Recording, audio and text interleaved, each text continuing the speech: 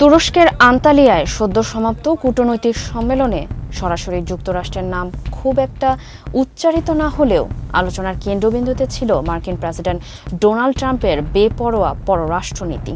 Iran যুদ্ধের নেতিবাচক প্রভাব এবং ওয়াশিংটনের খামখেয়ালি আচরণে অতিষ্ঠ হয়ে এখন নিজেদের ভাগ্য নিজেরাই গড়ার ডাক দিচ্ছে তুরস্ক সহ মধ্যম শক্তির দেশগুলো।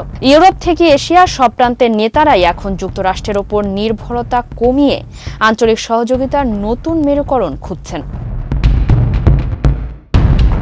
3 দিনের এই সম্মেলনের সমাপনী বক্তব্যে তুরস্কের পররাষ্ট্রমন্ত্রী হাকান ফিদান স্পষ্ট বার্তা দিয়েছেন। তিনি বলেন, আঞ্চলিক দেশগুলো যদি চিরকাল কোনো এক ত্রাতার জন্য অপেক্ষা করে তবে তাদের সমস্যাগুলো কখনোই শেষ হবে না। ফিদানের এই আহ্বান মূলত ডোনাল্ড ট্রাম্পের দ্বিতীয় মেয়াদের সেই নীতির প্রতিবাদ, যেখানে মিত্রদের স্বার্থ জলাঞ্জলি দিয়ে একক সিদ্ধান্তে ইরানে যুদ্ধ শুরু করেছে হোয়াইট হাউস।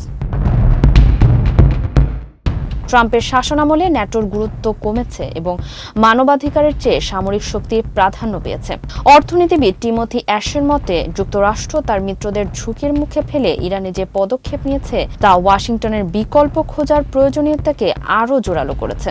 জর্ডানের পররাষ্ট্রমন্ত্রী আয়মান সাফাদিও আক্ষেপ করে জানিয়েছেন যে প্ররোচনা ছাড়াই তারা এখন ইরানের হামলার নিশানায় পরিণত হয়েছেন।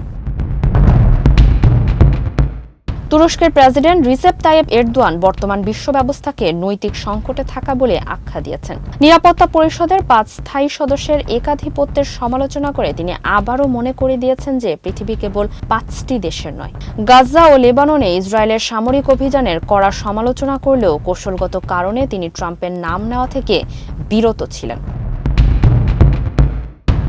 সম্মেলনে উপস্থিত মার্কিন বিশেষ দূত টম ব্যারাকের মন্তব্য নতুন বিতর্কেও উস্কে দিয়েছে। তার দাবি, মধ্যপ্রাচ্য কেবল ক্ষমতাকেই সম্মান করে এবং সেখানে মানবাধিকার বা গণতন্ত্রের বদলে উদার রাজতন্ত্রই সফল। এমন উত্তপ্ত পরিস্থিতিতে তুরস্ক, সৌদি আরব, মিশর ও পাকিস্তান আঞ্চলিক জোট করতে বৈঠক করলেও বিশ্লেষকরা বলছেন যুক্তরাষ্ট্র এখনও এই অঞ্চলের জন্য অপরিহার্য কিন্তু অনির্ভরযোগ্য এক শক্তি। সব মিলিয়ে আন্তালিয়া ফোরাম প্রমাণ করেছে বিশ্ব এখন আর একক কোনো পরাশক্তির মুখাপেক্ষী হয়ে থাকতে চায় না। নিজেদের নিরাপত্তা ও অর্থনৈতিক স্থিতিশীলতা রক্ষায় আঞ্চলিক উদ্যোগই এখন আগামীর মূল মন্ত্র। ফারিহা আহমেদ, মানবকণ্ঠ।